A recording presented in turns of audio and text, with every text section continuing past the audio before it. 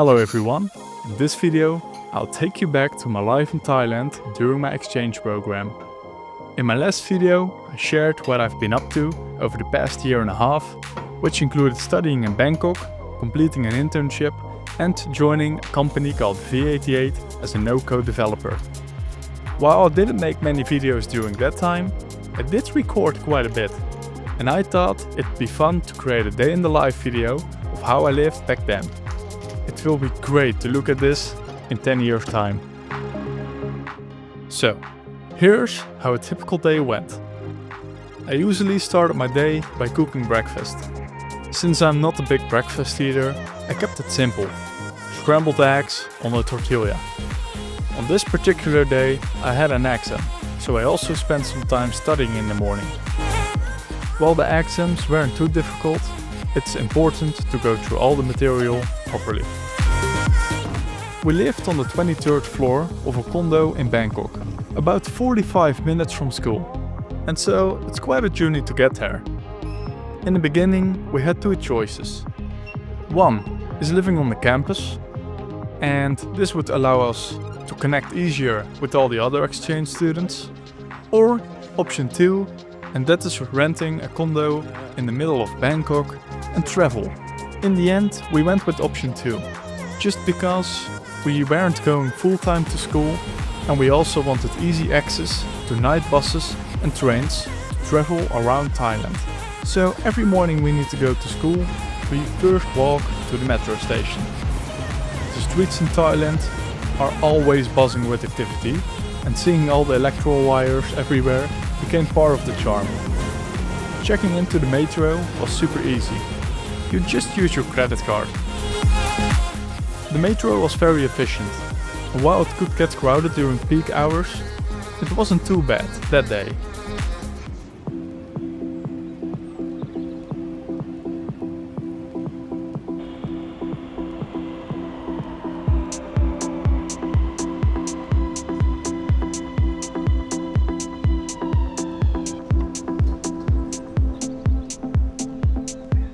The ride to school was always very scenic, because the metro tracks were high above the ground, giving us a great view of the city.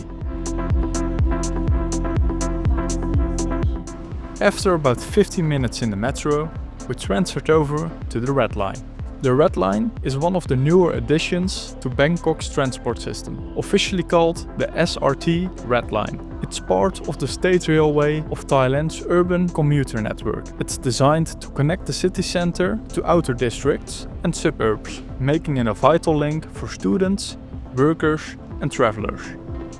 The trains are spacious, clean and most importantly, air-conditioned, a huge relief in Bangkok's heat.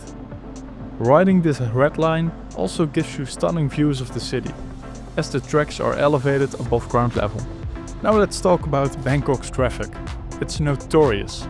At almost any time of the day, the roads are packed with cars, buses and motorbikes, creating traffic jams that can last hours. And while taxis are incredibly affordable, especially using apps like Grab, public transport is often a much better choice. Bangkok's trains and metro systems allow you to bypass the gridlock entirely, and they are reliable, modern, and very comfortable. After about 30 minutes on the Red Line, we arrived at the station near our school. And from there, we hopped on motorbike taxis. While these weren't the safest option, they were undeniably fast and a lot of fun. Plus, they were perfect for navigating through Bangkok's heavy traffic. However, the occasional sight of accidents reminded us of the risks.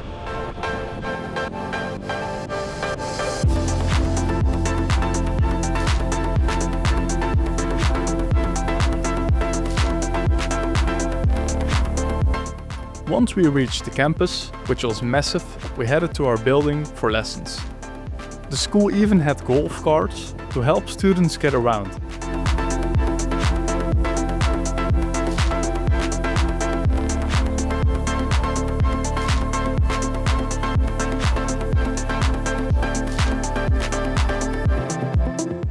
Classes were straightforward, listening, taking notes and working on assignments.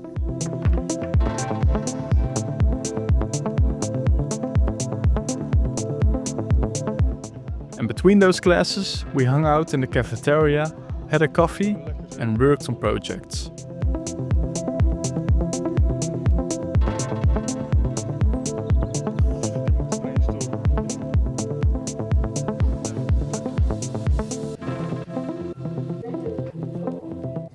We also had an exam on the day filming this.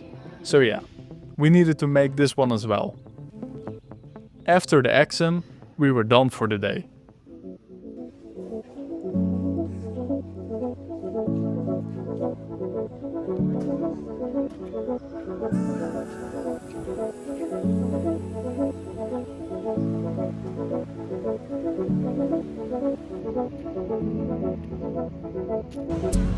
Since it was Friday, we had a tradition of ordering satay from a friendly street vendor. It was delicious and super affordable, just 25 cents per skewer. Then we rode a motorbike taxi back to the station and made our way home.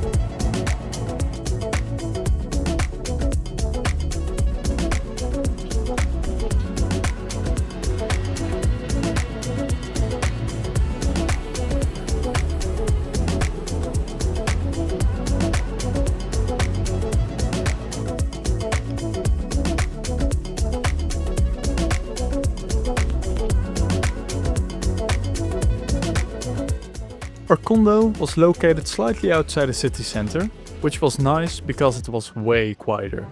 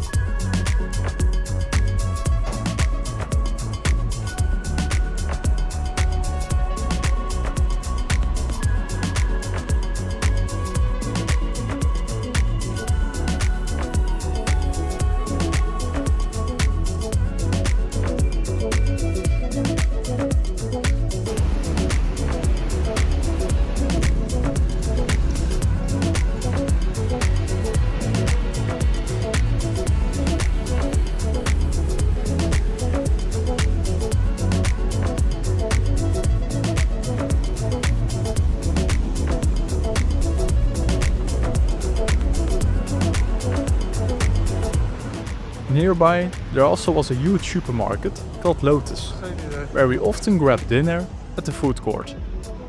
Meals were tasty, affordable and convenient, because no cooking and dishes were required.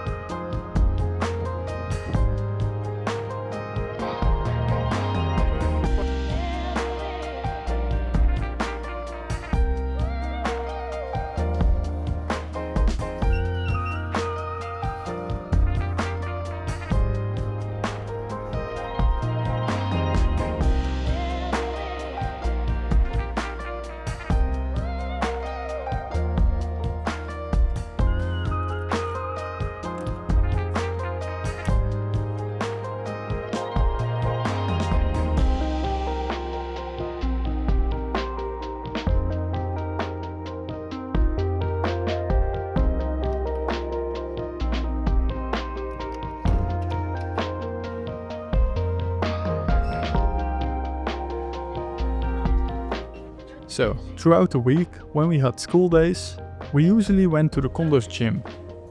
Fitness was a priority for me in 2024, so we worked out almost every day.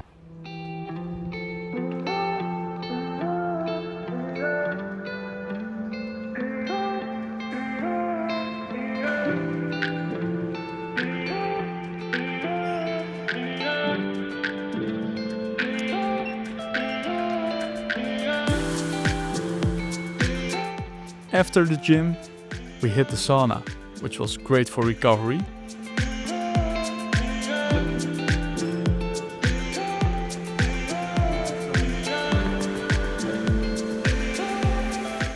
And then, of course, we cooled off with a swim in the pool.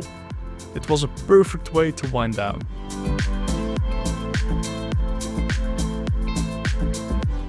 This was a typical day for us in Thailand. School, dinner, gym, sauna and the swimming pool. With classes only 3 days a week, we often had time to travel around the country on the weekends, which made the experience even more exciting. Living in Thailand was so different from life in the Netherlands, but it was an incredible experience. I hope this video gave you a glimpse of what an exchange program can look like. Thanks for watching, and I will probably see you in the next one.